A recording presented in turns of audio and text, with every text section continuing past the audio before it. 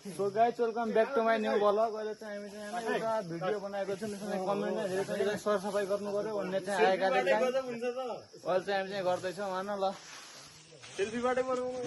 हामी चाहिँ यो मन्दिर चाहिँ सफा गर्ने क्रममा सबैलाई चाहिँ भैरवी गाउँपालिका वडा नम्बर 1 को चाहिँ मस्ता देवता मस्ता थाना भनेर चाहिँ टक्क चिनिएको छ। यो चाहिँ यस्तो ठाउँमा अवस्थित छ होइन। यो चाहिँ हालसालै बनेको पेटी टक्क खासै पर्यो हुने जस्तो छैन भन्नु न भन्न मिल्छ त्यसलाई ल आइफोनबाट हो पुरै